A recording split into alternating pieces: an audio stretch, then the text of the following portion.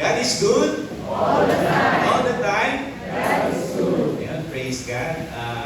Siguro po lahat naman po tayo dito nag-dinner na. Tama po? Kumain na po tayo ng dinner. Kasi parang hindi po tayo kumain ng dinner. Siguro hindi ko po, God is good? All the time. All the time? God is good. Amen. Praise God. So, nagagabi muli po sa inyo lahat, brothers and sisters. Kumusta naman po kayo ngayong gabi nito? Mabuti? Yes, very good.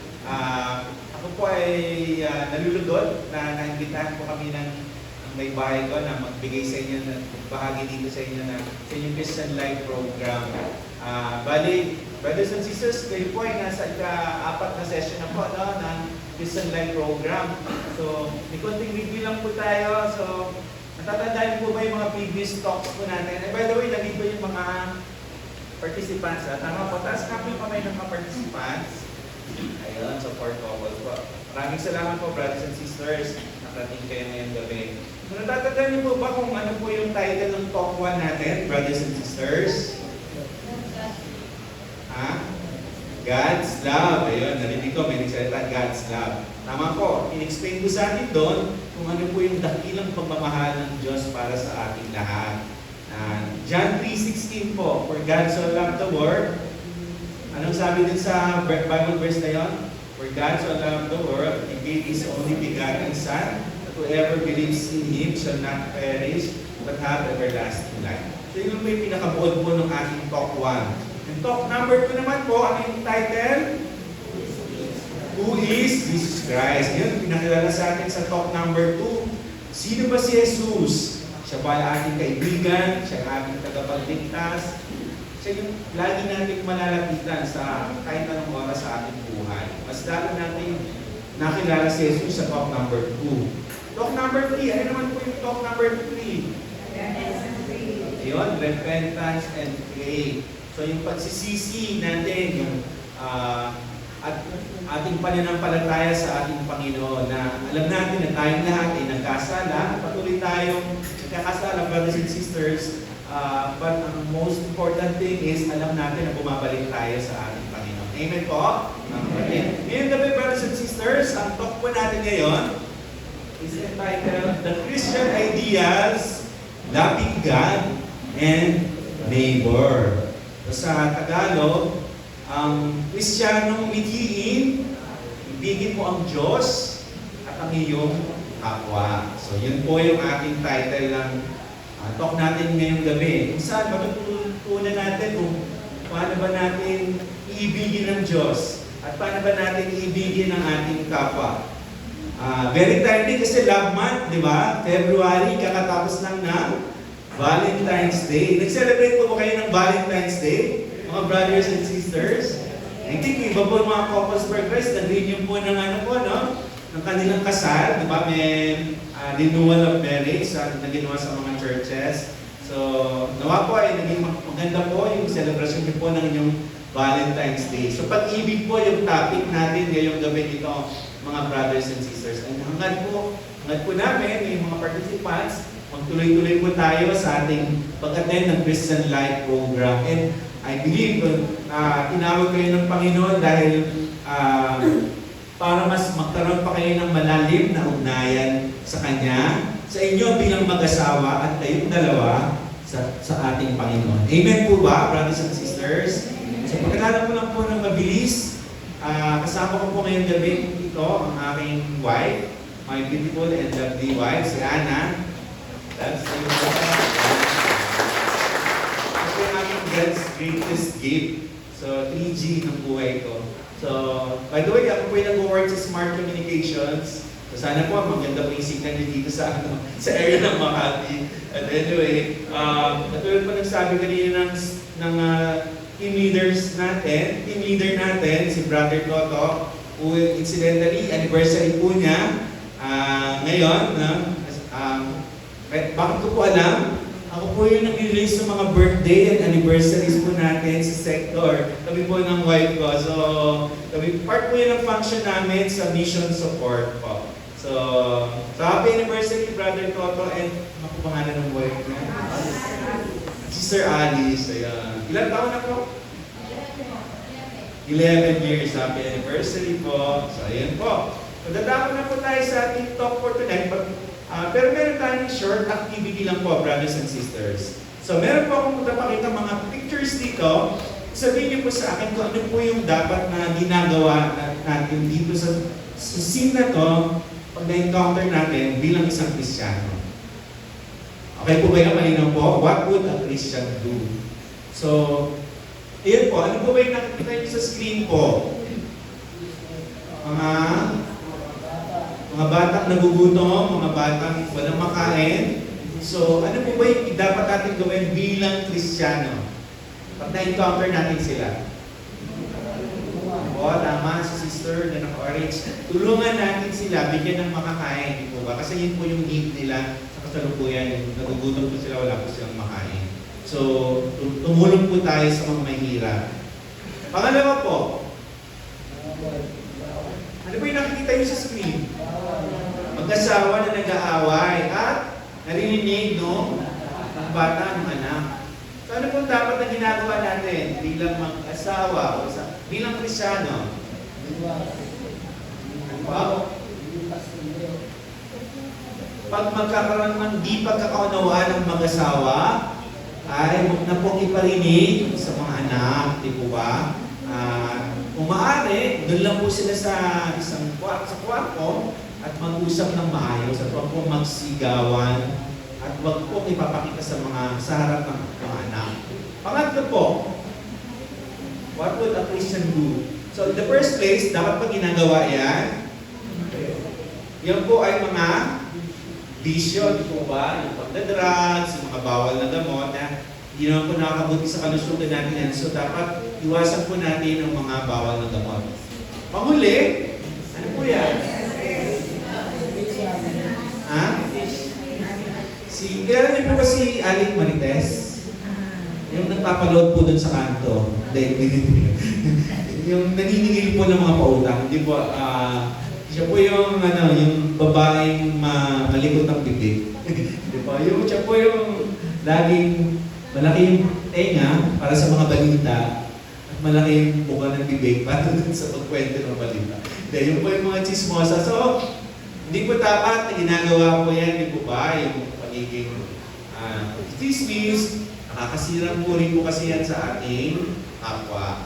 So dapat po hindi na po marites po ang by the way, marites meaning ano yung latest, di ba? Parang gano'n. So, dapat po may bagong marites na po tayo ngayon. Ano po yung bagong marites? Testify tayo sa kabutihan ng Diyos. Diba? Amen po ba? Amen. Ibig sabihin, testify, magpatotoo po tayo sa kabutihan ng Diyos. Testify tayo sa kabutihan ng Diyos. Amen? Amen. Okay, so ngayon, topic natin yan, loving God and loving our neighbor. So sabi dito, loving God and loving our neighbor form the inseparable core of the Christian life. Ibig pong sabihin nito, yung pagmamahal sa Diyos at pagmamahal sa kapwa, hindi po pwedeng paghiwalayin. So lagi po siyang magkasama. Dahil ito po yung sentro ng ating buhay Kristiyano. Bakit? Sa mga susunod na slides, makikita natin. Sabi dito sa 1 John chapter 4 verse 20 to 21, ang sabi rito, sabay-sabay tayo, basahin natin. Kung may magsabi, iniibig ko ang Diyos at napapukot naman sa kanyang kapatid, siya ay sinungaling. Sapagkat hindi niya minamahal ang kanyang kapatid na nakikita, hindi niya maaaring ibigin ng Diyos na di nakikita. Ito ang utos na binigay niya sa atin. Ang sino mang umiibig sa Diyos ay dapat din namang umiibig sa kanyang kapatid. Makes sense naman po, di ba, brothers and sisters? Parang, paano natin sasabihin na minamahal ko ang Diyos, pero galit ka naman dun sa kapitbahay mo. O kaya naman, nakita mo naman, galit ka dun sa asawa mo, sa mga anak mo. Kung pa parang hindi ata tama po yun, di po ba? Or, sabihin mo naman na love mo yung kapwa mo, pero kinamumuhian o kinapuputan mo naman ng Diyos. Magkasalungan, di po ba? So, di po tamang klaseng pagmamahal yun. Kaya po, pag sinabing loving God, dapat kaugnay that we should also love our neighbor. Siyempre, di po ba yung mga neighbors o yung mga kapwa po natin ay kawangis o kalarawan ng ating Panginoon. So, ibig sabihin, hindi natin pwedeng sabihin na minamahal natin ng Diyos, subalit galit na galit ka naman dun sa kapwa mo na nagtataglay ng wangis at yung imahe ng Diyos. Kaya, tignan nyo nga po yung mga katabi nyo, brothers and sisters. Sabihin nga po sa kanan niyo po. Tapos sabihin rin po kayo sa kaliwa niyo po. Nakikita niyo po ba ang Diyos sa kanila? Amen po ba? Nakita ko yung mag-asawa, parang umingiti yung mag-asawa. So, amen po. Dapat po ganun po. Nakikita natin sa asawa natin ang Diyos. Amen po ba? Dapat po ganun na siyempre, may mga kahinaan ng tao, pero sa kabila ng kahinaan yun, positive pa rin tayo na nakikita natin ang Diyos sa ating asawa. Amen po ba yun? Amen. Aba, siyempre po, yan po yung sinasabi sa atin sa Kids for Christ. By the way, dati po kami Kids for Christ coordinator, and kasama po namin dati sina Nabarosa, ayan yun, sina Iqbal, at dati sina Sister Brother Chai. So, ngayon. Ayan, sinabi natin Christian idea, loving God and loving our neighbor. Ano ba ibig sabihin ng word na ideal? So, Tagalog, mithiin. So, mithiin, ano po ba yung mithiin? Yan po yung mga bagay na gusto natin makamit sa ating buhay. Ito yung mga kaaya-ayang bagay na gusto natin mangyari sa ating buhay. Example po niyan yung gusto natin magkaroon ng ideal house. Magkaroon tayo ng isang ayos at magandang tahanan para sa ating pamilya. Hindi yung ideal job o yung career natin na may maayos at magandang trabaho. Ideal vacation. Sabi po ni Ana, talagang dream namin na vacation na makarating po kami sa Holy Land. Makapag-pilgrimage sa Holy Land. Kasi maganda po na makita po natin kung saan po namuhay si Yesu Cristo nang siya po ay namumuhay sa mundo. Di po ba na maganda rin makita kung paano doon siya gumawa ng miracle, di ba? At saka kung saan siya namatay sa krus. Makikita po yun kapag nag-pilgrimage. So talagang dream po namin mag-asawa. Siguro by the grace of God sana ay kamit din namin. Ideal family, sa masaya buong pamilya, di po ba? Maganda po yung mga mithiin sinambit natin or pinakita natin. At wala naman pong hindi maganda doon. But the thing is, brothers and sisters, loving God is our highest ideal. So yun po yung dapat yung pinakamataas na mithiin natin sa buhay. Na bilang Kristiyano, dapat number one si Lord sa ating priority. Siya po yung ating mga mithiin. So, sabi po sa Mark chapter 12 verses 29 to 30. Sabi dito yung greatest commandment. The first is this: Hear, O Israel, the Lord our God is Lord alone. You shall love the Lord your God with all your heart, with all your soul, with all your mind, and with all your strength. So, siguro mas tatagalogin natin. Medyo ang buod na po niyang verse na yan is, ibigin mo ang Panginoon mong Diyos ng buong mong puso, ng buong mong isip at kaluluwa at ang buong mong lakas, brothers and sisters. So, ibig sabihin, sinabi yung word na buo, ibig sabihin, complete, di ba? So, pag nagmahal po tayo sa Panginoon, dapat all out, dapat 100%, di ba? Yung pag-ibig natin sa Diyos. So, matanong ka lang po, yung mga, lahat naman po tayo, yung mga may asawa na, si brother po na naka-pink, nakabili naka-orange, bro, iniibig mo ba yung asawa mo? Gano'n mo iniibig, gano'n mo kamahal yung wife mo, bro? Ano tayo para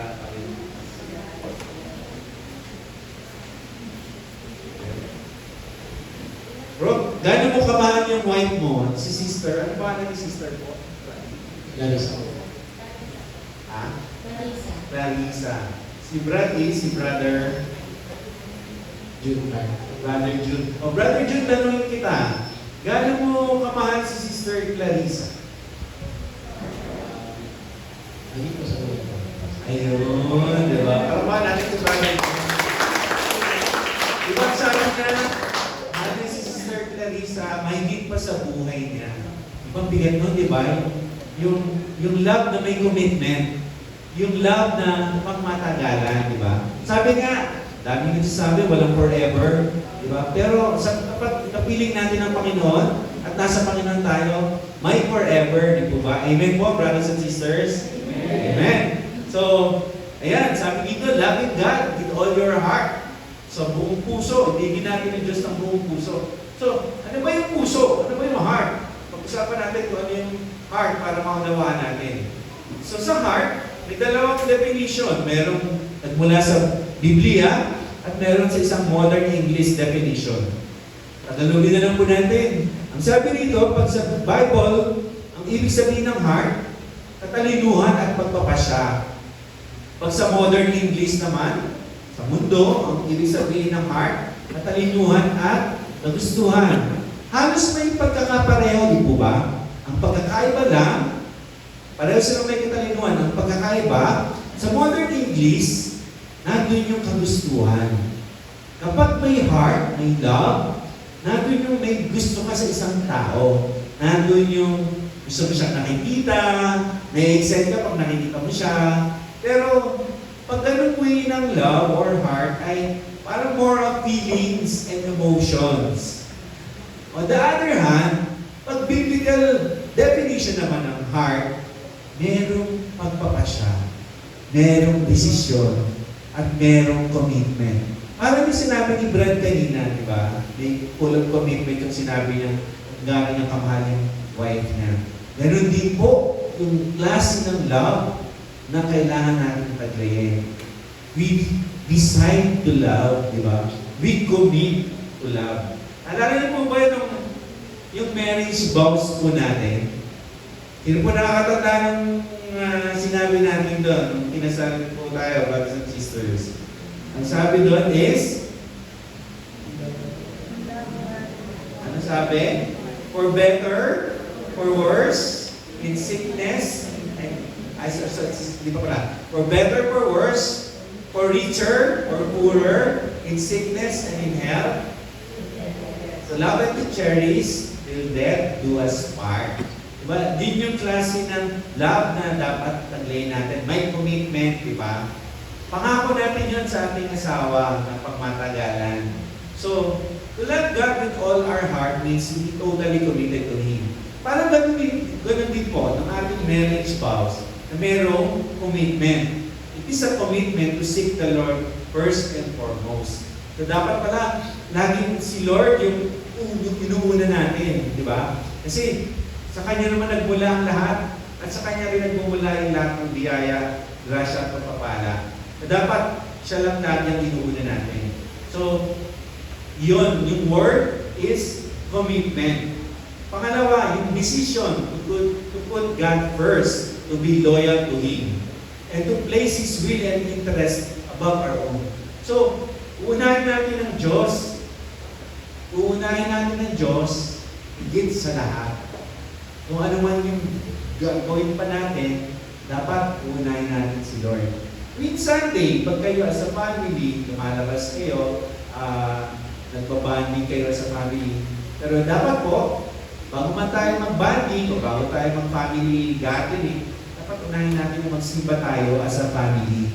Unahin natin ang pagsisimba sa ating Panginoon. Amen po ba? Amen. Amen. And I'm sure kayo na nag-a-attend dito ng Christian Life Program, kayo mga participants, inunan nyo si Lord. Kasi pwede naman kasi Sabado kayo, nagpapahinga lang kayo sa mga bahay nyo, or pwede natutulog na kayo by this time. Pero hinais nyo na makapiling ang Diyos by attending this Christian Life Program. And as well as yung mga service team, kita nyo mga mga brothers and sisters, mga participants, talagang full support po yung service team, yung mga members natin ng Couples for Christ. Kasi nandito po silang lahat para samahan kayo as you attend this Christian Life program. Amen po ba? Amen. Okay, so sabi dito, we should put God first and foremost in our life. Pero paano po ba yun, brothers and sisters? Paano po natin gagawin na si Lord ay maging priority ng buhay natin? By deciding to obey Him, brothers and sisters. So, kung mahal mo ang, sabi po dito sa John chapter 14, verse 15, kung mahal mo ako, susundin mo ang aking mga utos. Po ba? Ilan po ba yung commandments ng ating Panginoon? 10. Okay. Naalala po ba kayo kung ano po isa doon sa, kahit isa lang po sa 10 utos ng Diyos? Ha? Ayun. Bigin mo at mahalin mo yung mga magulang o mga makina. Tama po yun. At sabi rin po doon sa isang teleserye, huwag kang makikiapi. Ito ba? So, yung teleserye sa Jeremy. Okay, so yun. So, 10 commandments, nandyan po yung mga utos ng ating Panginoon na yun po yung ating guide on following our God, diba? By deciding to obey Him. So, at saka pag tinawag tayo ng Panginoon, pag tinatawag tayo ng Panginoon na maglingkod sa Kanya, dapat ang ating estado is laging, yes Lord, Amen, yes Lord, kapag tinawag tayo na maglingkod. Whether ito man ay isang Couples for Christ or mag-serve sa parish. Yun po yung napakagandang way to show our obedience to the Lord. Pangalawa po, develop a personal relationship with Him. So, kinakailangan po natin mapalago yung personal na relasyon natin sa Kanya. So, alam naman natin na siya ay ating Diyos, ang ating Ama, at tayo ay Kanyang mga anak. So, ano po ba kapag ang relasyon ng Ama at ng mga anak, hindi po ba dapat meron magandang relasyon? Nag-uusap, nagkikita, naglalambing yung mga anak sa Kanyang Ama, or even umihiling. Yun din po yung gusto ng Panginoon sa atin, na mapalapit tayo sa Kanya at magkaroon tayo ng personal na relasyon sa Kanya. And pangatlo, spend time with God through prayers and scriptures. So, sa panalangin po at pagbabasa ng Biblia ng Kanyang salita, ay mas lalo po nating nilalagay ang ating sarili at ikinukonek ang ating sarili sa ating Panginoon. May tanong ko lang po, sino po ba dito yung nagdadasal araw-araw? As po yung kamay. Yun, madami. Palakpakan yung mga sarili po, brothers and sisters. Importante po yan na meron tayong line of communication sa ating Panginoon, and that is through prayers and reading the Bible po, brothers and sisters. Okay? So yun po yung tatlong ways of loving our God with all our heart. Okay, now sabi dito, we should also love our God with all our mind and soul. Ibigin ng Diyos ng buong isip at buong kaluluwa. So paano, brothers and sisters? Bigay tayo ng example. By keeping our mind clean and holy. Panatilihin po natin malinis ang ating isipan at panatilihin po natin maging banal. So, free from evil and impure thoughts.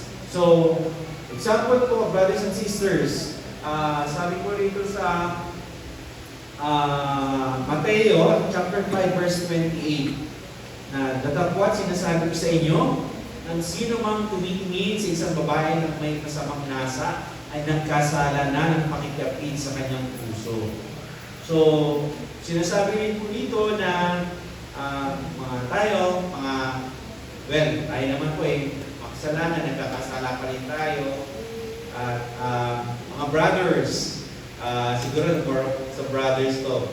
So, kapag dumarating po yung pagkakataon na tayo natatempt, o tayo po ay tinutokso, lalo-lalo na kung ano ba, nasa mall kayo at meron kayo nakikita makasalubong na short shorts or medyo revealing na suot. So siguro po ano na lang po, iwas na lang po tayo ng tingin para hindi po tayo magkasala. Or siguro pag-pray natin na, Lord, ilayin mo po ako sa puso. So, Discovery mo po ako sa pag-solve. So, yun po yung maganda doon is, aware tayo sa nangyayari, sa nakikita natin, and pinatry natin na hindi magkasala. Yun po yung maganda doon. And sabi na po ng isang pares, isang family, dapat we keep away from any occasion to sin. Kung alam po natin magkakasala po tayo, dun sa pagkakataon yun, tumayo po tayo. Amen po ba yun, brothers and sisters? Amen. Or, pwede rin naman po, kahit simple po nag-grocery lang po tayo. Sobra po yung sukle. Siguro po sobra ng 50 pesos yung sukle. So, let's be honest lang po. Balik po natin yung sobra na sukle. Si Lord na po yung bahalang gumanti sa inyo. Amen po? Ayun. Next po, free from uncharitable cause. Ibig sabihin po nito, huwag po tayo mag-isip ng hindi kaaya-aya o yung mga hindi naman makakabuti dun sa ating kapwa. Huwag po tayo mag-isip ng gano'n. And huwag po tayo maging judgmental. Huwag tayo matol, huwag tayo hindi tulad. Sabi nga dun sa palabas ng Impulaga, di ba sabi? Bawal judgmental. Kaya huwag po tayo mag-isip ng hindi maganda sa ating kapwa. Pangatlo, free from suspicion that estranged relationship. So, huwag po tayong masyadong maging mapagduda or walang tiwala dun sa asawa natin na maaaring gumantong po dun sa nag-react po dito mga brothers and sisters na maaaring sama po sa pagsasama ng mag-asawa. Kasi sa panahon ngayon, maraming mga ganyan na nasisira yung relasyon ng mag-asawa dahil sa mga pagdududa, yung mga walang trust, walang tiwala sa asawa. Doon po nagsisimula yan eh. Doon po tayo sinisira ng demonyo. Dapat po, magkaroon po tayo ng tiwala sa ating asawa. Pero mga brothers, sa brothers ko na lang po pinapatungkol. Reminder lang po na trust is earned and not given. Tagalog po, ang tiwala po ay nakukuha, hindi siya binibigay. So, paano natin makukuha? Siyempre, kunin natin yung tiwala ng asawa natin.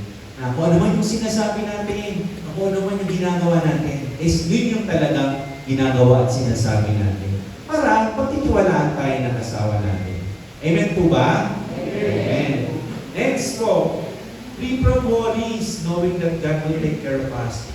Magaling po natin yung alalahanin, mga takot, pangamba sa ating puso na paano na bukas, wala natin kakainin. Paano na yung mga atensyon ng mga bata, gano'n. Basta manalig lang po tayo sa Panginoon. Of course, nasa Diyos ang awa, nasa tao ang gawa. Well, samahan natin ang dasal, pero siyempre gumawa rin tayo ng way para masolve yung mga problems natin. And the Lord is very generous. And siya naman ay lagi nagpo-provide sa ating mga pangailangan natin, di po ba? Kailan man hindi naman tayo pinabayaan ng ating Diyos. Kaya huwag po tayo masyadong mag-worry about tomorrow dahil even yung mga birds, di ba? Patuloy silang nabubuhay, lumalaki, kakapamilya. Tayo pa kaya na kanyang mga anak ay pababayaan ng Panginoon? Di po ba? Proven na yan na si Lord, dumaan tayo sa pandemya, di ba, brothers and sisters? Pero nandito pa rin tayo, brothers and sisters. Pinabayaan ba tayo ng ating Panginoon? Di ba hindi? Amen po ba? Amen. Kaya don't worry and do not be afraid. So yun po yung how to love our God with all our mind. Paano naman po yung loving our God with all our soul? By being at the disposal of God for His purpose and by thinking of ways to serve God. So, ibig sabihin po nito na hayaan natin na gamitin tayo ng Panginoon sa mga bagay o sa Kanyang layunin, sa mga gawain ng ating Panginoon. Meaning, brothers and sisters, be always ready and available kapag tinawag tayo ng Panginoon. Saan man tayo tawagin ng Panginoon na maglingkod sa Kanya? Maaaring sa church, maaaring sa community, and even sa workplace natin, sa ating mga trabaho. Diba ba? Pero po tayo tawagin na maglingkod by, siguro po makikinig lang tayo sa ating mga ka-workmate, mga office mates na, may problema siya. bigay tayo ng konting payo, diba? Ay, nag-serve ka na rin po noon or tumutulong ka sa kapwa mo. Parang naglilikod ka na rin po sa Panginoon. And maraming ways to serve the Lord sa parish. Kung ba, pwedeng yung nag-serve ka sa choir, kung may talent ka naman sa singing or playing instruments, pwede ka mag-serve sa lector commentator, pwede ka mag-ushers, diba? Yung sa, para dalhin yung mga mass-goers sa maupuan nila. Maraming ways po. And kung hindi man sa simbahan, hindi man sa CFC, sa sarili niyong tahanan. Alam niyo po ba, brothers and sisters, lalo-lalo sa mga participants, yung asawa niyo po, yan po yung isang mission niyo sa buhay niyo. Bakit? Kasi yan yung magdadala sa inyo patungong langit, yung inyong mga asawa. Kasi po, siyempre, sa pag-aasawa, andun yung pinetest kayong mag-asawa, pero dapat hindi nawawala yung love, hindi nawawala yung patience. And siyempre, yung pagiging holy, yun pa rin importante. So yung asawa niyo po, yun po yung path niyo to holiness. Path to holiness po yun yung asawa. So imagine niyo lang po yan na makakarating kayo sa langit dahil sa asawa niyo po. Pero siyempre, hindi pwedeng kayo lang po yung pupunta sa langit. Dapat kayong mag-asawa ang siyang pupunta sa langit. Hindi lang hindi pwedeng isa lang po. Amen po ba? Amen. Yun. So, pagmuli, loving God with all our strength. So, ibigin natin ang Diyos ng buong lakas. So, paano ba yun? Paano natin ibigin ang Diyos ng buong lakas? By giving God our time, talent, and treasure. Ito po yung tinatawag na 3 T's. Time, talent, and treasure ang ating oras, ang ating talento, ang ating kakayahan, at ang ating kayamanan. So, alam naman po natin na ang Diyos ang may-ari ng lahat ng ito. Ang sinabi ko ay 3 T's na to. Kaya, dahil siya yung nagmamay-ari, pinagkatiwala lang po sa atin. Ang tawag po sa atin, tayo yung mga steward. So, tayo yung mga tagapangalaga ng mga time, ng talent, and treasures na kaloob ng ating Panginoon. Isa-isahin po natin. We will love our God with all our strength by giving God our time. Dapat po, brothers and sisters, may tamang isipan po tayo sa paggamit ng oras. And hanapin po natin yung guidance ng Panginoon kung paano natin gagamitin ang wasto yung ating oras. So, minsan sasabihin natin na kapag siguro, sample lang mo na lang yung sa prayer meeting po o yung mga gawain ng chapter, sa mga chapter assemblies. Even kahit members na po tayo ng Couples for Christ, di ba? Minsan dinadala natin, busy tayo, maraming ginagawa sa opisina o sa pamilya. Pero paglaanan po natin ng oras ang Panginoon. Kasi lahat po naman po ng ginagawa natin, lahat ng meron tayo, ay kaloob ng Panginoon, hindi ba ng ating oras? So, dapat, balik din natin sa Kanya na ibigay natin yung oras natin sa ating Panginoon, na siya naman yung may-ari ng lahat. And suriin po natin kung ano po yung dapat natin gawin sa ating libreng oras. So, definitely naman po, 24 yung oras po natin. Hindi naman po sa 24 hours na yun nagtatrabaho tayo. Hindi naman sa 24 hours na yun ay natutulog tayo. So, may time pa rin naman tayo sa ating Panginoon, di ba? So, isipin po natin na actually, yung libreng oras po ba natin, how do we spend our free time? Do we spend it by watching TV or movies or yung Netflix or mag-Facebook, mag-YouTube, magbasa ba ng libro, magpahinga, matulog, o nakukuha pa ba natin magdasal sa araw-araw, sa 24 oras ng buhay natin? Isipin po natin yan, brothers and sisters. Next, giving God or using our talent to glorify God. So talents, yung mga talents po natin na yan ay kaloob o bigay ng ating Panginoon. Your talent is God's gift to you. But what you do to your talent is your gift to God. So kung kayo po ay binigyan ng Panginoon ng talent na kumanta, well, gamitin niyo po yung voice niyo, yung talent niyo kung magaling kayo kumanta. Pwede kayong mag-enroll or mag-audition sa church, sa music ministry or sa choir. And even kung marunong kayo tumutog ng instruments, mag-audition kayo sa music team. So maraming ways to serve the Lord through the talent na binigay niya sa atin. At marapat lang po na ginagamit po natin yung talento na to upang paluwalhatian ang ating Diyos. Nagagamit po ba natin ang tama at maayos ang ating mga talento? Sige po kayo, kasi kung hindi po natin siya gagamitin to glorify our God, baka po kunin ng Panginoon yan sa Kanya, kunin na lang po sa inyo. So dapat po talaga, we use our talents for the greater glory of our God. Yung panghuli, giving God our treasure. Yung pagtatides po, o yung sa misa po, yung pag-offer po ng mga, yung sa offertory, po. At sana po, magkaroon po tayo ng right attitude toward our treasure. Magkaroon po tayo ng maayos at magandang pananaw para sa ating mga kayamanan, sa ating mga salapi.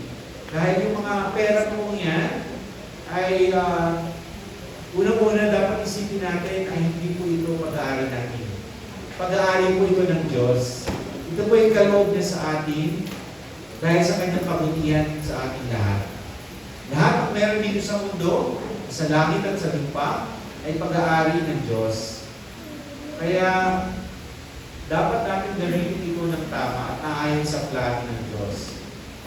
At dapat din natin paniwalaan ng Diyos ang siyang nagkaloob dito at ang lahat ay pag-aari ng Diyos. Well, kapag nag-o-offer naman tayo ng ating tithes, kapag nagbibigay tayo sa Mass during offertory, hindi naman po tinitignan kung gaano kalaki. Hindi naman po tinitignan ng Diyos kung gaano ka generous kang nagbigay.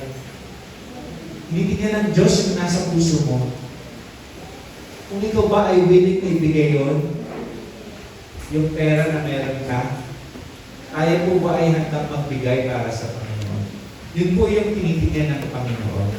Hindi po yung kung gaano kalaki. Ayun, so na-discuss na po natin yung loving God. Ngayon naman po, loving our neighbor, brothers and sisters. So, loving our neighbor as ourselves. Kung paano po natin gusto mahalin, ay gayon din po ay mahalin din po natin ang ating kapwa. At sabi dito sa second biggest commandment, you shall love your neighbor as yourself. Mahalin natin ang ating kapwa katulad ng pagmamahal natin sa ating sarili. At sino pa yung kuha natin, yung perfect model natin for loving God and others? Si Jesus and si Mary. Why? Kasi si Jesus, di ba naghihirap siya, nagpakasakit, nagpakamatay sa krus, upang maligtas lamang tayo sa ating kasalanan. At ito'y dahil sa nagawa niya, dahil sa tindi ng pagmamahal niya sa atin.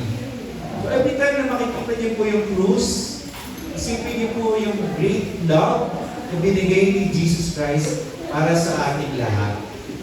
At pangalawa naman po na role model, si Mama Mary. Bakit si Mama Mary? Si Mama Mary sa pagiging obedient niya dun sa kalooban ng Panginoon. Kasi napakalaking role po yung ginampanan niya sa ating salvation history. Hindi po siguro tayo maliligtas ng ating Panginoong Jesus kung hindi po siya nag-yes na maging ina ng ating Panginoon.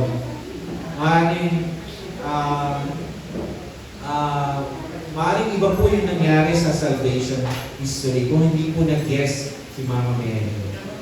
So, itong pag-ibig na meron si Jesus at si Mama Mary ay taglay nila yon sa kanilang dalawa, but they were empowered by the Holy Spirit.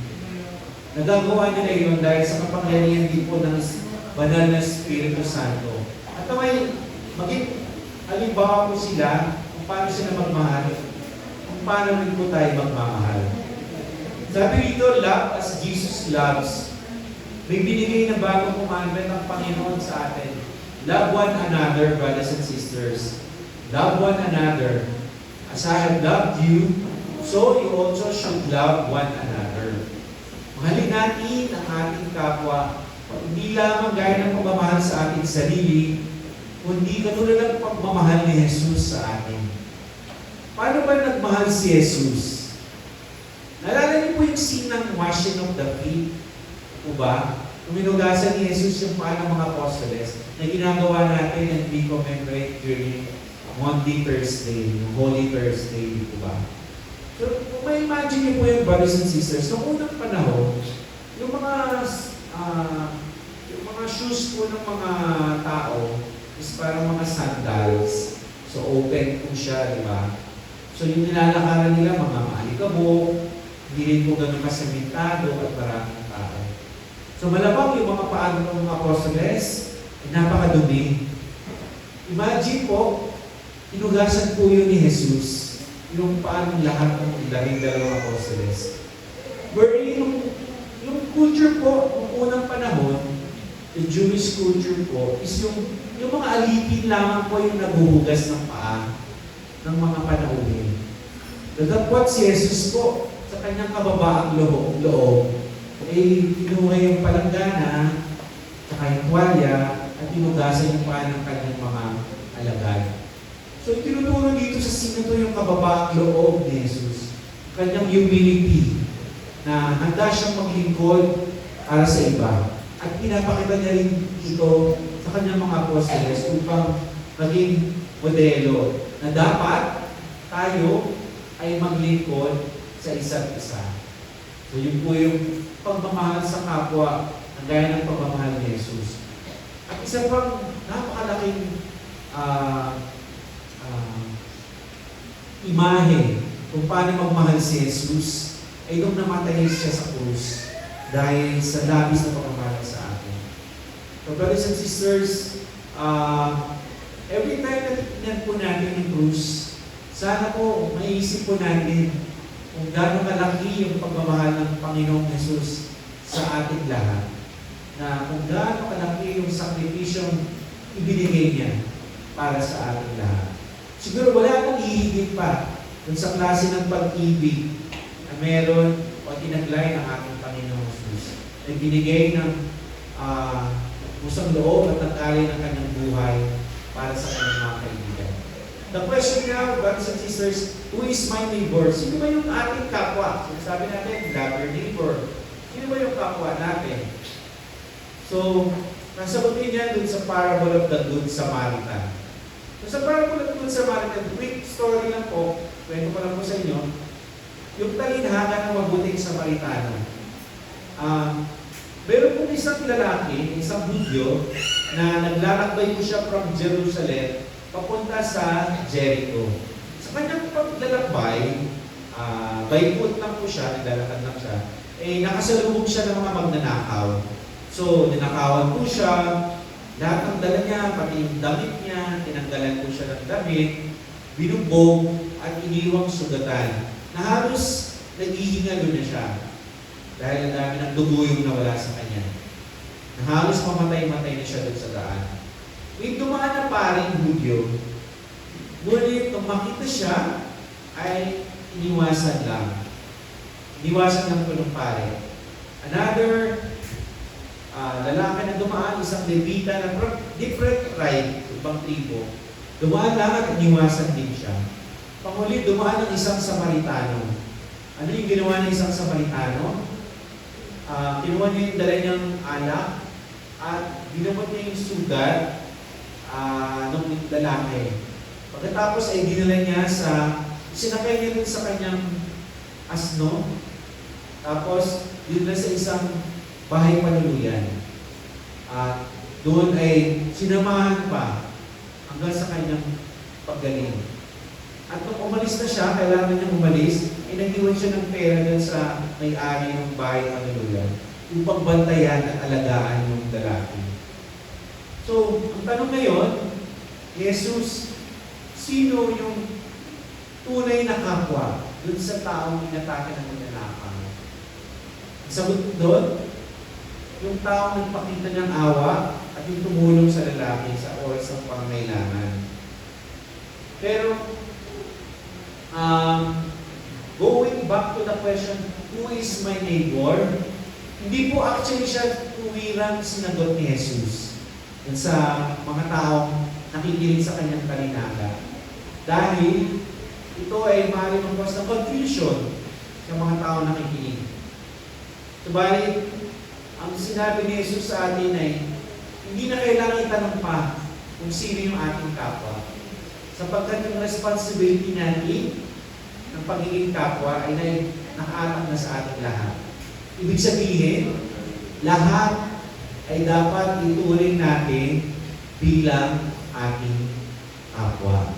So yun, lahat po ay dapat na ituring natin na ating kapwa. At tayo pa ay nagiging kapwa sa ating sa iba na nakasalamuhan natin.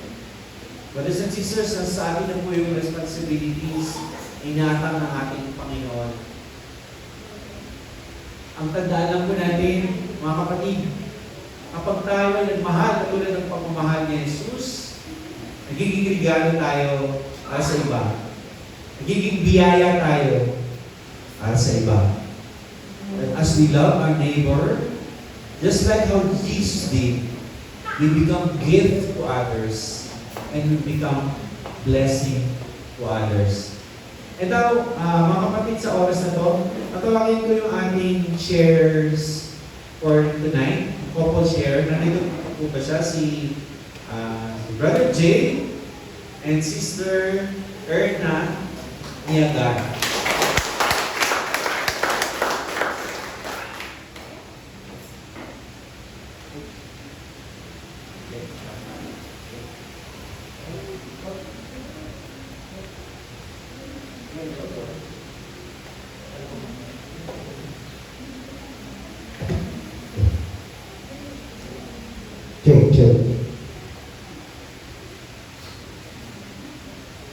Ito yung pinakamahirap sa lahat eh. Alam mo kami ni Mrs., sanay kami sa eskuhan, sanay kami sa araw-araw. Pero yung magsasalita, ito mahirap talaga. Mga pala, ako pala si Brother Jay, no? At ito pa yung aking napakaganda, may bahay, si Sister Erna. Kami po ay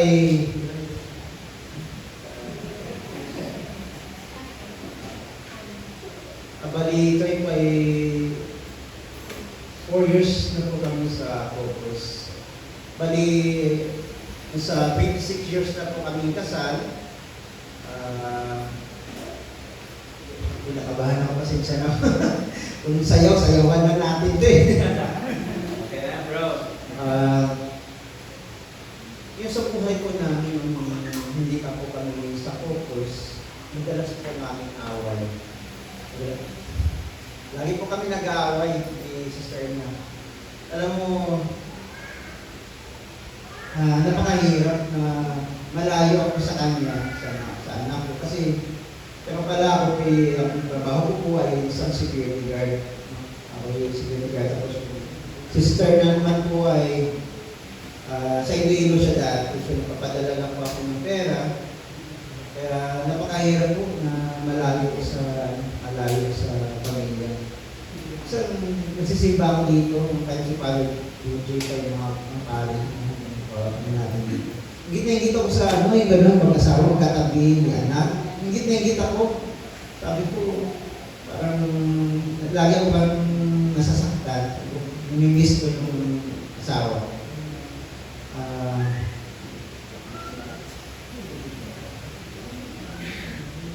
Basahin ko na lang po yung pagtigo ko.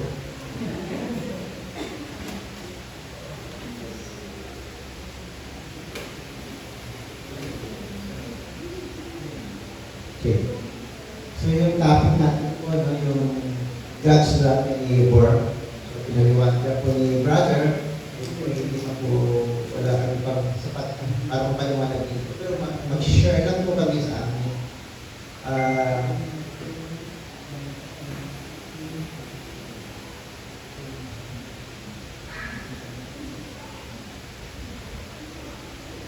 Naging member po kami ng Focus for Christ noong 2021. So kami po, siguro talk number 1, talk number 3 hanggang number 5, iniwanan na po kami si Sister Egg. Umuwi na po siya ng Iloilo. Kasi nung that time, nagbabakasyon na po siya. Kasi meron po kami anak sa Iloilo na pinapaaral pa noon, bunso namin anak. So, tawa ng Diyos, tuloy-tuloy ko po naman yung aking pag-atid. Kaya masigasin naman po yung mga group leader sa akin. Pero napakalilusok po ko noon eh. Pero kung time na nandiyan din kayo sa inyo po, nakikinig din po. No? Kaya napakaswerte niyo po ngayon. Dahil kayo pong mag-asawa, nandiyan po kayo. Alam niyo po, yung Focus for Christ ay magdadala sa inyo sa katatagan bilang Roman Catholic kasi maikot ka sa lahat ng mga gawain, maging active kayo. Dati, tama niya magsisimba ka, magsalta, yun na. Pero alam mo kami yung nakilala namin ng Focus for Christ, lalong naigting ang aming pagsasama ni Sister Erna. Dati madalas kami nagbabangayan. Madalas kami nagtatalo. Kasi pag uwi ka ng Iloilo, alam mo, ito pa pala yung kwento no? Hindi ko natalunod. Yung pag uwi ko sa Iloilo, alam mo, sabi ng anak ko dati, kasi uso pa yung biscuit noon eh. Umuwi ako, babarko po kami, naglororo. May gadala akong biscuit. So pagpasok ka skinita sa akin sa Miyaga Iloilo, kasi kami ng dagat. Sigawan ng mga bata, kasi nandiyan na si Tito G, nandiyan na. Alam mo, nakasalubong ko yung anak ko, ito napakasakit na sabi niya, Tito G. Kasi hindi niya ko nakilala na tatay niya ako. Ito yung napakasakit talaga eh, na hindi ka kinilala ng anak mo. Kasi nung time din siguro parang nalitin sa akin kasi alam mo, ako, sabi ko na sa inyo ng totoo, no? Napakasiluso ko talaga. Lagi kong pinagdadahan yung asawa ko talaga. Kasi napakaganda naman talaga, di ba? Hindi talaga, talaga yun, napakasiloso ko talaga. Kung sino may kausap yan, kahit kung nag-aaral pa kami, lagi ko pinagdahan niya. Pero nung nakilala namin ng Focus Professor, pinipot kami dito sa community, nawala na po lahat yun. Eh, kahit sino makiusap po, pwede libay na po. Balik lang po pwede na po. Eh, hindi na po ako nagsiselos kasi siguro may dadal na po na mature na rin ang pag-iisip ko. At dumating din po sa pagsubok sa buhay namin. Kasi meron pala kaming dalawang anak ko, isang babae, isang lalaki. So yung anak namin ngayon po ay nag-graduate na po siya ng Information Technology. At sa ngayon po, nagtatrabaho na siya sa aviation sa Cebu Pacific. Kaya po, libre na po ang aming pamasahe pa uwi ng Iloilo. Katunayan, minsan nakarating po kami ng Palawan. Ito, balat namin naman mag-Boracay. Sana matuloy. Then, alam mo, sinubukan kami ng parang 2001. Yung anak namin bunso po ay namatay po siya. Kasi napakasipag ng anak namin. Nag-online asilin po siya, no?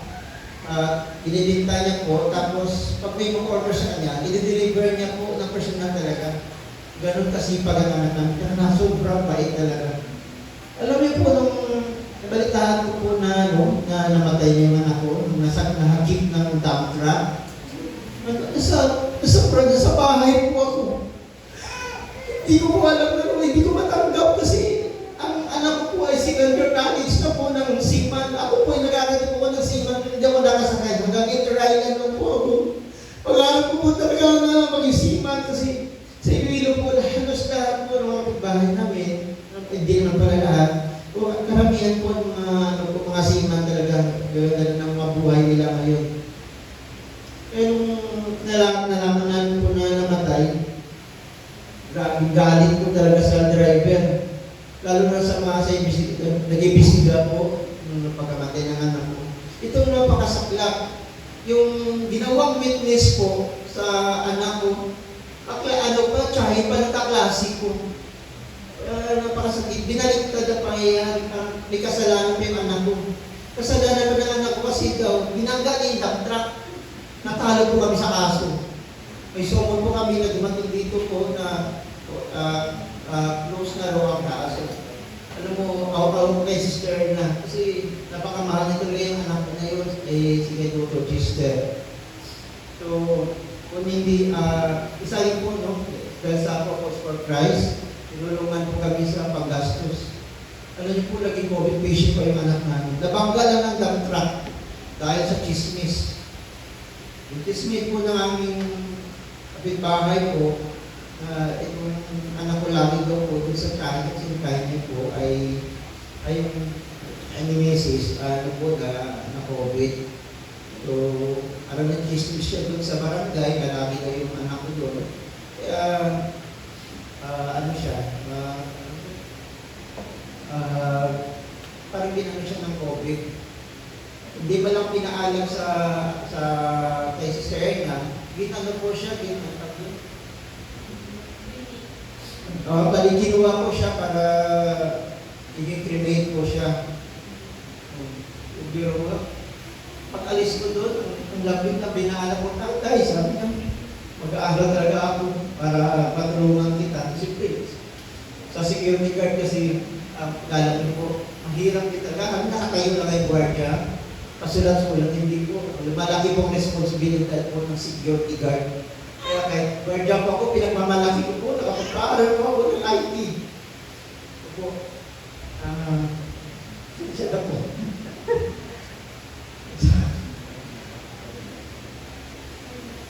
So, ganun po,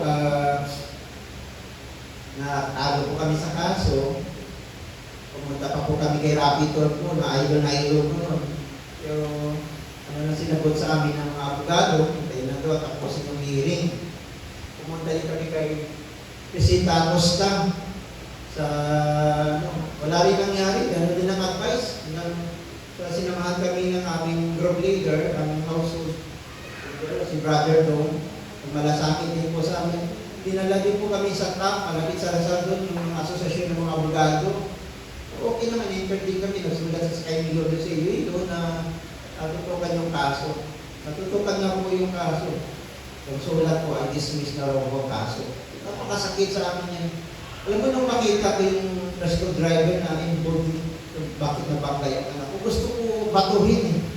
Gusto ko batuhin. Lalo na yung yung galit ako, yung driver mismo, pinakawalan. Alam mo bakit? Kasi po wala daw po nagsampa ng kaso. Diba? Sa ating mga magulang, yung mga anak natin, masaktan, di ba? Masaktan na ng iba, magagalit. Lalo na yung mga matay, tapos walang hostika. Napakasakit po talaga sa isang magulang. Lalo pangarap ko pa naman na makasakay sa barko yung anak ko pagka-graduate.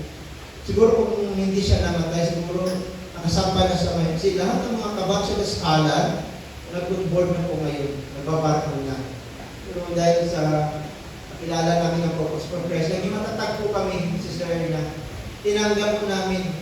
Alam mo, sinuhunod pa siya ng abogado ng Korean company ng dump truck ng 30,000. 30,000 ang buhay ng anak ko. Hindi pwede ganun, hindi namin tinanggap. Pero tinanggap din namin yung totoo na wala na yung anak namin.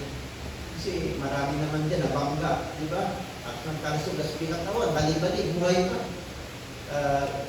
Tinanggap namin na wala na yung anak namin, pero siguro, hindi tanggap, pinahirap na sa amin. Kaya yun, unti-unti namin natanggap sa tulong na rin po ng mga brothers and sisters sa Focus for Christ, naliwanag sa amin na ganito talaga ang buhay. Tinatanggap po namin. Kaya laking tulong po na nakilala namin ang Focus for Christ. Dati kasi, pamali, simba ka, kila, tapos, magdadasal ka, tapos kami nag-pray talaga kami dito noon talaga. Nag-start kami kahit mag-place ng pagkain. So, tapos matulog, yan ang tutulog sa mga anak ko. At mahaba niya. Sasabihin niya kasi Sister Ernie. Pasensya na po kami yung kwento ko bukod sa Indonesia pa ng Bisaya, ilang po kasi ako. Medyo, clear po ba? Oo, pagpalag. Kaya po, nasabi ko po sa hapon na napakapalag mo po at na-invite po kayo dyan. At nakilala niyo yung Panginoon, lalo niyo mapakilala sa ngayon pagka-graduate niyo. Sana tapusin niyo po itong CLP na ito. Maraming salamat po.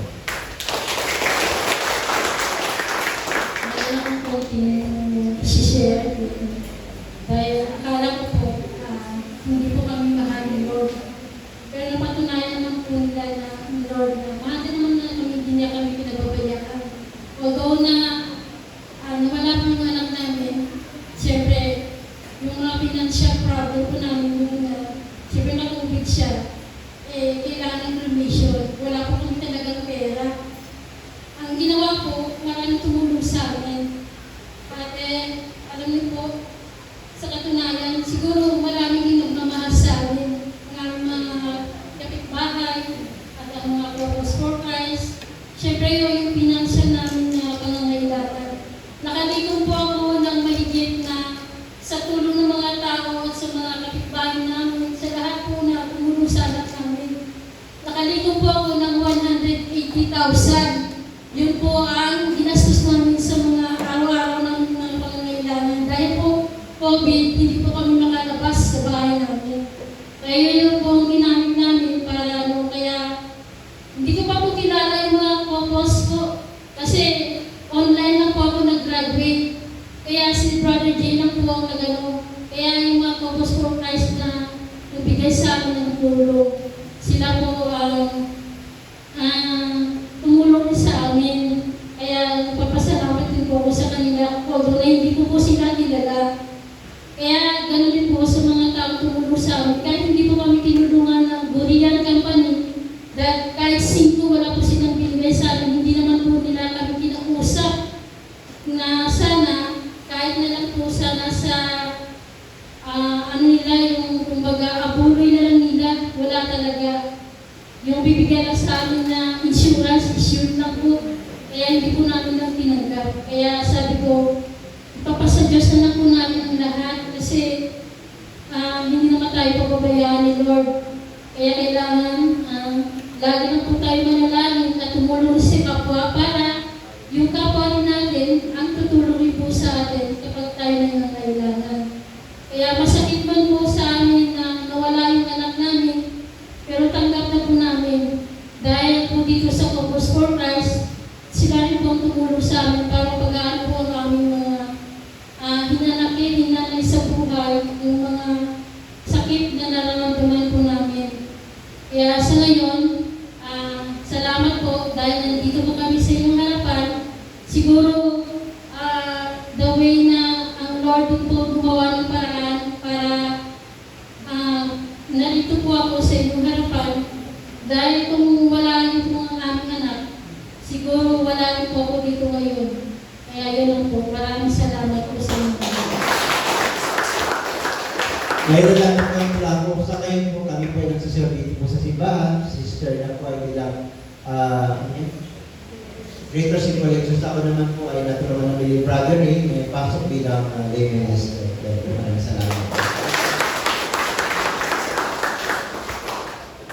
Salamat po, Lord sis. Ganda po ng sharing nila.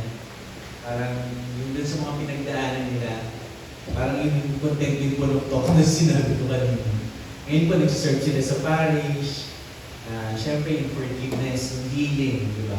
Kanila bilang mag-asawa sa pagkawala ng kanilang anak. At naramdaman nila yung love ni God to the community ng Focus for Christ at ng mga taong tumulong sa kanila. So yun po, to conclude po, brothers and sisters, yung loving God and loving our neighbors, mahalin tulad po natin siya sa isang krus, sa isang cross. Diba yung part ng cross merong horizontal, yung paligan ganyan, at meron ding vertical. So yung vertical na part ng cross, yung pupunta sa taas yun. So parang upward siya, papunta kay God. So nagsisignify yun ng love for God. Yung pahiga naman is our love for neighbor. So yun po. So alalahan nyo lang po yung cross, loving God, yung pataas, loving your neighbor, yung pahiga po. And hindi po siya pwedeng magkahiwalay. Yung pag-ibig sa Diyos at yung pag-ibig sa kapwa. Lagi po silang magkasama. Dahil ito po yung sentro ng ating buhay Kristiyano. And yung pagmamahal sa Diyos po, brothers and sisters, hindi po siya madaling gawin. Hindi po siya isang ganun lang is okay na yung love natin kay God. Kasi, siyempre, sabi nga mo kanina sa talk, 100% po dapat ibigay natin yung pagmamahal sa ating Panginoon. Alam natin na may mga challenges tayong makakaharap sa ating buhay may asawa, maraming mga pagsubok, but we will commit ourselves to God, brothers and sisters.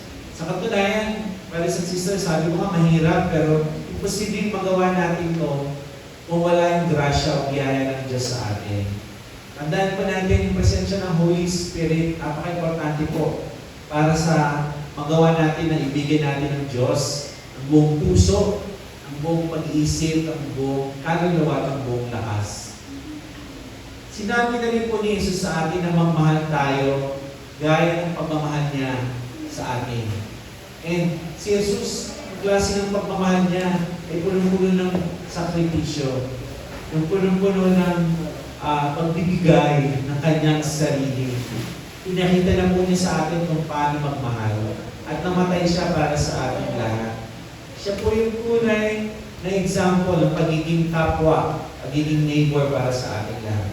Nawa po yung pinakitang pagmamahal ni Jesus, yung klase din po ng pagmamahal na magawa natin at matularan natin as we love our neighbors. And with that, brothers and sisters, may God be praised.